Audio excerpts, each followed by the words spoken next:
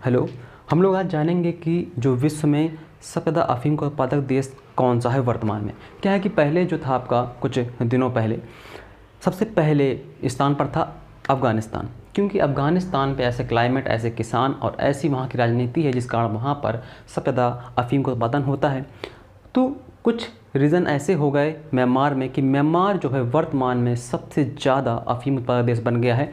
जैसे कि आप देखो कि यहाँ पर 1080 टन उत्पादन है यहाँ का, जो कि अफ़गानिस्तान से लगभग 3 गुना है ना। तो अफ़गानिस्तान अब ऑप्शन में अगर होगा तो नहीं रखेंगे उसको। सबसे टॉप पर कौन रहेगा? म्यांमार देश रहेगा, जो कि एक भारत का पड़ोसी देश भी है। वहाँ पर हम लोग ये जानेंगे कि वहाँ पर क्या क्लाइमेट कंडीशन रहे, है ना, क्या राजनीतिक कारण रहे, किन कारणों से म्यांमार में अफीम उत्पादन पर प्रथम स्थान पर आ गया, और उत्पादन इतना होने के बावजूद भी वहाँ के जो किसान हैं क्यों इतने गरीब हैं, है ना।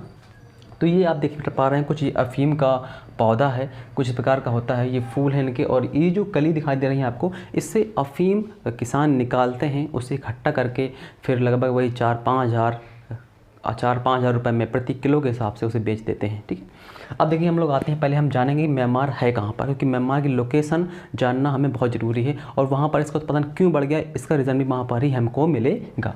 तो यहाँ पर देखते हैं, पहले ये आप देख पा रहे हो कि वर्ल्ड का मैप है आपके सामने, और यहाँ पर ये आपका उत्तरी अमेरिका है, ये आपका दक्षिण अमेरिका है, इसके बाद ये है आपका यूरोप, यूरोप के बाद फिर आपका ये आता है अफ्रीका महाद्वीप, ये है हमारा एशिया महाद्वीप, और ये है हमारा ऑस्ट्रेलिया महाद्वीप। ठीक है। अब यहाँ पर हम लोग देखते हैं पहले म्यांमार, म्यांमार जिसका पुराना नाम बर्मा था। तो यहाँ पर ये देखिए आप कि जो ये है बर्मा। तो यहाँ पर आपको पता है कि यहाँ से आपका आता है हिमालय पर्वत, कुछ इस प्रकार से ऐसे आता है ना, और ऐसे हिमालय होकर ऐसे गुजर जाता है ना।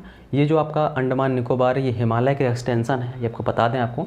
तो जो म्यांमार है यहाँ पर ये पहाड़ी इलाके हैं, यहाँ पर भी पहाड़ी इलाके हैं।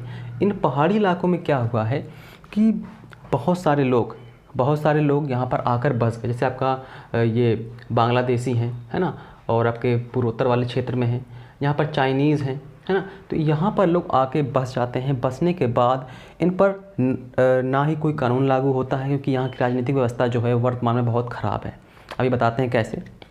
तो यहाँ पर राजनीतिक व्यवस्था बहुत ख़राब है, और यहाँ पर किसी का नियंत्रण नहीं है, किसी भी गवर्नमेंट का नियंत्रण नहीं, क्योंकि ये लोग क्या करते हैं, गवर्नमेंट का ही विद्रोह करने लगते हैं, यानी सैन्य विद्रोह खुद करने लगते हैं, जिस कारण यहाँ पर किसी भी गवर्नमेंट का नियंत्रण नहीं हो पा रहा है। यहाँ पर जो सीएम है वो वर्तमान में भी क्या नाम है, राजनीतिक क्षेत्र से भी जुड़े हुए हैं और सैन्य क्षेत्र से भी जुड़े हुए हैं, तो वो कंट्रोल नहीं कर पा रहे हैं। यहाँ पर यही राजनीतिक समस्या बहुत अधिक उत्पन्न हो रही है। इस कारण यहाँ पर जो, अब आपको ये पता होगा कि यहाँ पर गोल्डन ट्रायंगल भी होता है।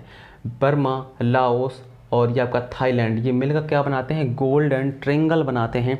गोल्डन ट्रायंगल किसके लिए फेमस है? अफ़ीम की तस्करी के लिए फेमस है, जिस कारण यहाँ पर आसानी से तस्करी की जाती है ना, गवर्नमेंट के साथ मिलकर या फिर पुलिस वालों के साथ मिलकर तस्करी की जाती है। इसलिए जो गोल्डन ट्रायंगल है ये भी फेमस है ना, काफ़ी इंपॉर्टेंट है, ये एग्जाम में बहुत पूछता भी है। और यहाँ पर सशस्त्र संघर्ष, यहाँ पर सैन्य विद्रोह, सशस्त्र संघर्ष से चलते रहते हैं, जिस कारण यहाँ पर अफ़ीम का उत्पादन अत्यधिक मात्रा में हो पाता है। और सबसे मेन बात है यहाँ पर विस्थापन। यहाँ के जो लोग आकर बस जाते हैं, इन पर कोई भी नियम कानून चलता नहीं पाता है, इस कारण यहाँ पर जो अफ़ीम का उत्पादन हो रहा है कंटिन्यू बढ़ रहा है। हालांकि इनके प्राइस भी बढ़ रहे हैं, लेकिन फिर भी किसानों को अपनी लगान लगानी पड़ती है, ख़रीदना पड़ता है, इसके बाद खाद पानी सब देना पड़ता है, जिस कारण उनको बहुत कम प्रॉफिट हो पाता है। इसलिए वहाँ किसान अफ़ीम उत्पादन करके भी पछता रहे हैं, और वहाँ पर इतने वो अमीर नहीं हो पा रहे हैं ना। इसके बाद हम आपको बताएं, यहाँ पर पहाड़ियाँ लड़ाई भी चलती हैं, यहाँ पर अपने अपने ग्रुप बने हुए हैं। अपने अपने ग्रुप बने होने के कारण क्या होता है कि कोई भी सेटिस्फाइड नहीं हो पाता है अपने लेवल में, है ना। एक दूसरे का विद्रोह करते रहते हैं, और सब मिलकर सैन्य विद्रोह भी करते रहते हैं। इस कारण यहाँ पर जो अफ़ीम का उत्पादन अत्यधिक मात्रा में हो रहा है। इसको तो आपको बता दें, भ्रष्टाचार सबसे बड़ी बात हो गई है ना। भ्रष्टाचार कब होगी? जब यहाँ पर किसी का नियंत्रण नहीं होगा। अब देखिए जो है क्या बात है, यहाँ आपको बता दें सैन्य में क्या है कि जो यहाँ के प्राइम मिनिस्टर हैं मिन आउंग ह्लांग, ये यहाँ क्या है, ये यहाँ के जो है वर्तमान में सीएम हैं। अब सीएम हैं यहाँ के, लेकिन ये साथ में the current prime minister in Min Aung Hlaing who is also the leader of the junta and commander in chief of defence service, यानी ये सैन्य से भी जुड़े हुए हैं और नेता नगरी से भी जुड़े हुए हैं, यानी इनके हाथ में पूरा पावर है। एक व्यक्ति इन दोनों चीज़ों को संभाल नहीं सकता है। इस कारण भी एक मेन रीज़न ये भी है कि यहाँ पर कोई भी राजनीतिक और सैन्य जो है व्यवस्था जो है पूरी तरह से सही नहीं, सुचारू रूप से नहीं चल पा रही। इस कारण यहाँ पर एक सबसे इम्पोर्टेंट रीज़न यही है। इसके बाद हम लोग बताया था गोल्डन ट्रिंगल के बारे में। ये बहुत इंपॉर्टेंट है कि म्यांमार, लाओस और थाईलैंड मिलकर गोल्डन ट्रिंगल बनाते हैं। ये एग्ज़ाम में बहुत बार आता है कि गोल्डन ट्रिंगल में कौन कौन से देश शामिल होते हैं। तो यही 3 देश शामिल हैं जो कि अफ़ीम निर्यात के लिए, यानी अफ़ीम की तस्करी के लिए फेमस हैं, ठीक है। और यही रीज़न है कि जो म्यांमार है वर्तमान में सबसे ज़्यादा अफ़ीम का उत्पादक देश बन गया है।